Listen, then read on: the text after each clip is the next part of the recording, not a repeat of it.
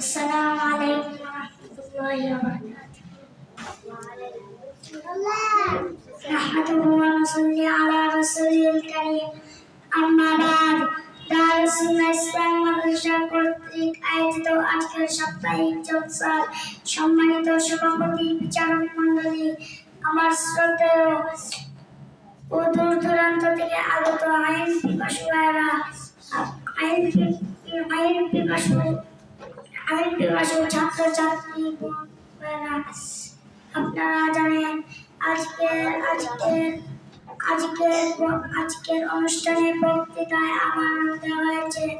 আমার বিষয় হচ্ছে আল্লাহ তাআলার গুণাবলী ও পয়গম্বর আলাইহিস সালাম।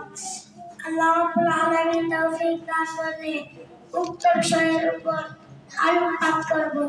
আমা তাওফীকি ইল্লা বিল্লাহ।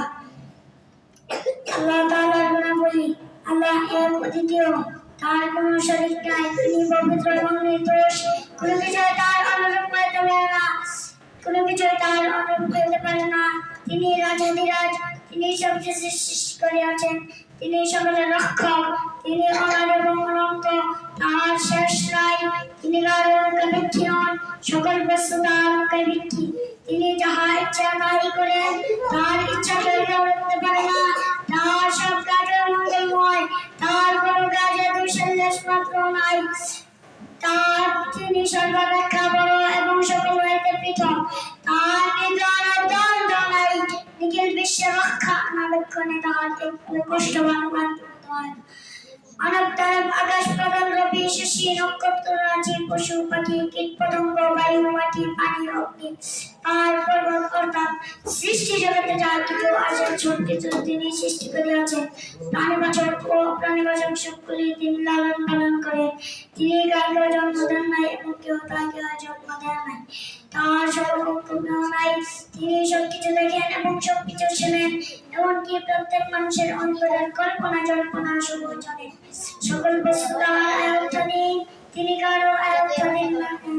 যার কিছু সংঘটিত হয় তাহার নির্দেশে হয়, তাহার সামনে কারো কিছু বলিবার অধিকার নাই। তাদের মধ্যে যাবতীয় সৎ ও মহৎ গুণ বিদ্যমান আছে এবং দোষ ত্রুটির নামগন্ধ তাহার মধ্যে নাই। তিনি সমস্ত দোষ ত্রুটি হইতে একবারই পবিত্র। আল্লাহ তাআলা মানব ও জিন জাতিকে তাহার ইবাদতের জন্য সৃষ্টি করিয়াছেন, কাজে যারা তাহার আদেশ নিষেধ মানিয়া চলে তারা আল্লাহ তাআলার অনুগ্রহে জান্নাতের উপরন্ত ভোগ করিতে থাকবে, আর নাফরমানদের উপর আল্লাহর লানত, তারা মৃত্যুর পর চির অশান্তি ও কঠিন কঠিন শাস্তি ভোগ করিতে থাকিবে। পয়গম্বর আলাইহিস সালাম আল্লাহ তাআলার নেক বান্দা, তারা সকলেই নিষ্পাপ ছিলেন। তাদের নির্দিষ্ট সংখ্যা একমাত্র আল্লাহ তাআলা জানেন। তারা সৎ কাজ করিতেন এবং মানুষদিগকে সৎ কাজে আদেশ দিতেন এবং আল্লাহ তাআলার বাণী শুনাইতেন ও তাওহীদের পথে দাওয়াত করতেন।